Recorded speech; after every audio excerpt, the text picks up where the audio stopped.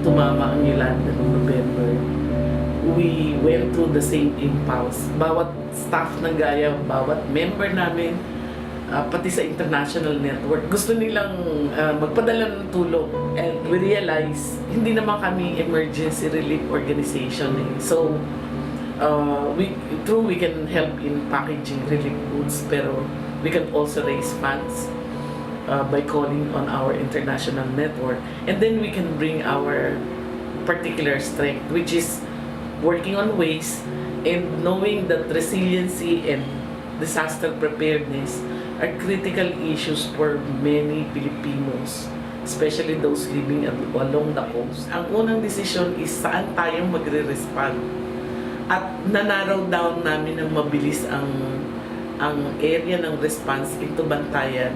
Kasi meron kami ditong member, ka-network ng Gaya, member ng EcoWaste, yung Action for the Nurturing Children and the Environment. And we proceeded to plan a little bit more expansively than we did before. So we were able to add in our response things like mas full-blown na disaster preparedness, awareness raising, actually dun sa local governments,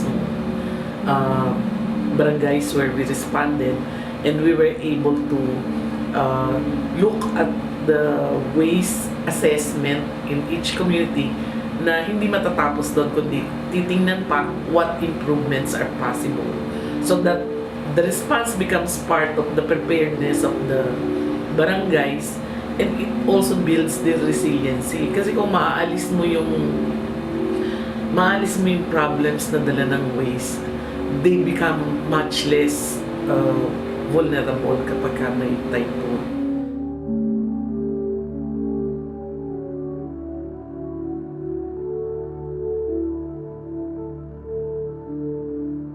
Kauna-unahan namin ginawa is nakipag-coordinate kami sa barangay, kasama na doon ang mga officials at saka BHW para ma-identify namin yung mga kailangan tulungan.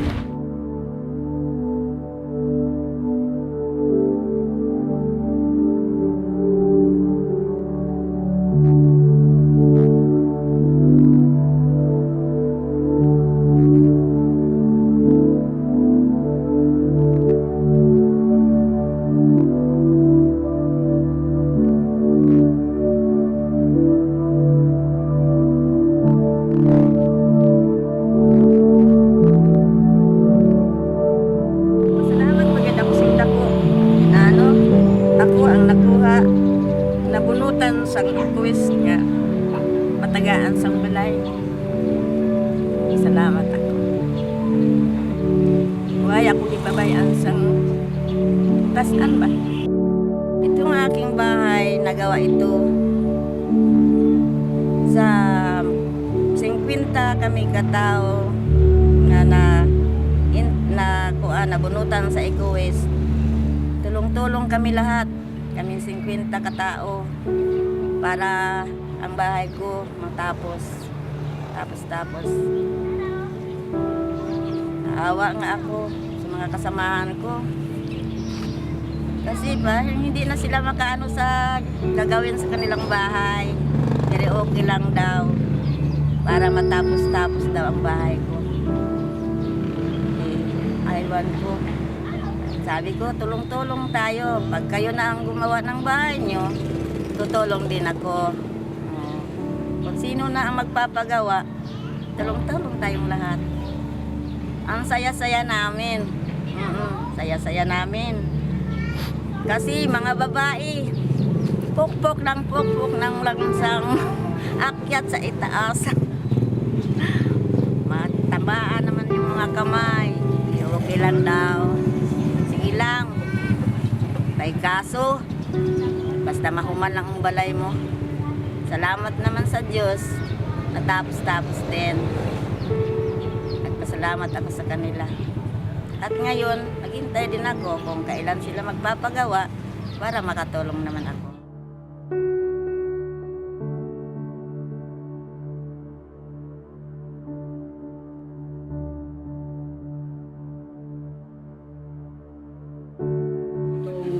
Model house na binigay sa amin, masaya dahil nagbayanihan kami, nagtulong-tulong, mabait lalaki.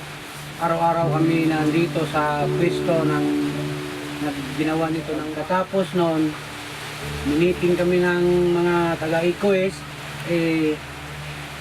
sinabi namin sa kanila na, sir, kung pwede, merong nangangailangan dyan ng bahay na para sa kanilang dalawa dahil hindi magkasya sa amin. Pinag-usapan namin ng bote, okay naman, umayag naman yung taga-Eco-West. Kasi po, nangyari, nakita ko kasi ito si Malang Tilda na wala silang tirahan, yung ano lang, kubong maliit lang na rapal. Kaya sabi ko, malapit lang naman yung model house tinayo dyan. Sabi ko, malapit lang na may lipat natin dito.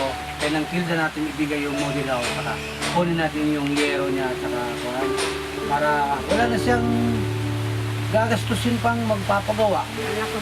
Oo, parang titira na lang sila, silang dalawa.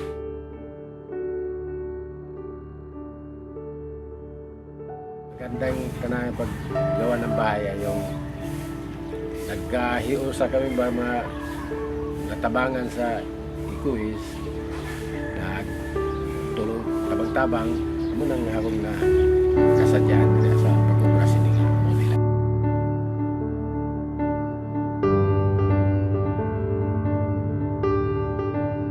Kung anak kay ng grade 5 na akon kay daw na trauma na sang bagyo. Mahadlok na siya sa tent basta mupurot na ang tent kay mabadi lagi ko diri dito lang ko ilalula matulog kay umulupad na ni trauma na gani. Nahadlok man ko kay base simba ko ba maama sina. Oo na amo tuing ko nga kinanglan na guide nga muparog na gid ang aton biyay para di na siya mahadlok ba. Bagyo, ang mga bata talagang takot na takot. So, maski mahinang hangin, ulan, takot na talaga sila. So, kailangan talaga nilang psychological test para makuha yung mga na-experience nilang feelings. So, nagkaroon kami ng psychological first aid training. Seminar na yun, tinuturuan kami kung paano o ano ang mga dapat naming gawin o mga katulad ng mga games, mga awitin. So yun. So malaki ang naitulong sa training na yun. After sa training, pag umanamukuan nila, mga few days after, wala na daw. Nakita na gani nga, hayahin na kayo ng kuha niya, enjoy sila sa ilang bibuhat.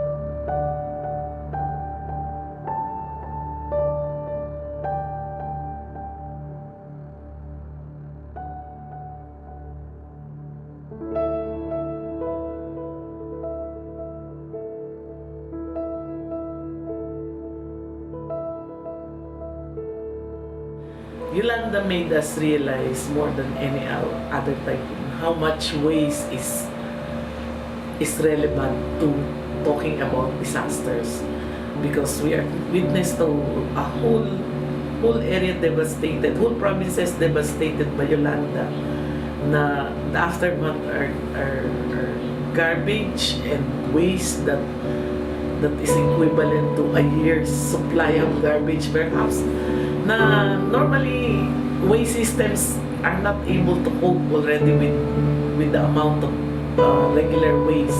When disaster happens and you multiply them by so much, a year's supply of waste, then all the more you would expect that waste systems will not be able to cope.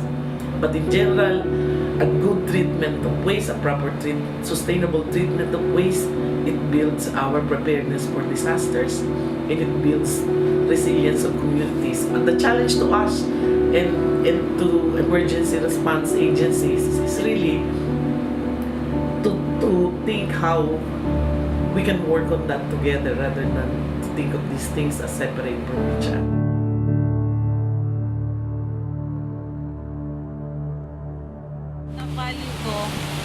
Na-value ko yung sharing. Na-value ko yung pakikipagkaisa. Yung hindi pwedeng ako lang, hindi pwedeng ako, kailangan ko sila para magawa namin, matapos namin. Like, kumbaga sa bayanihan.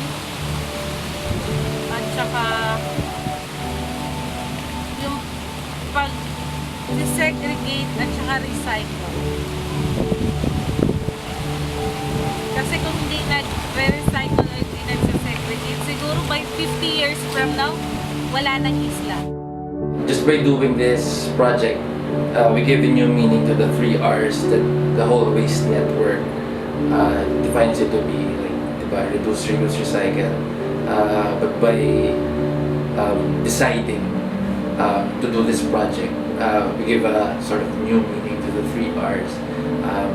So there's recovery, there's rebuilding, and then there's reconnecting.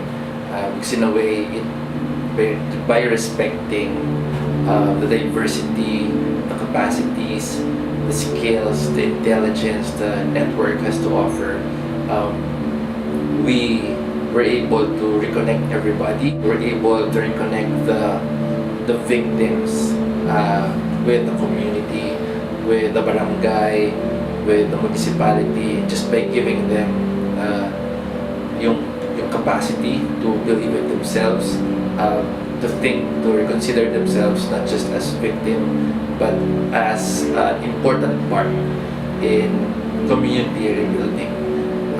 So hence the name Bantayan-ihan. We are doing the project in Bantayan, and we espouse at the back of our minds, ito yung underlying principle, yung bayanihan, or yung collaboration, community collaboration or cooperation. So everybody got involved, from local government units, pati BHWs, pati yung beneficiaries themselves. They were part of the process in thinking how it should begin and how it should be implemented and how it got implemented.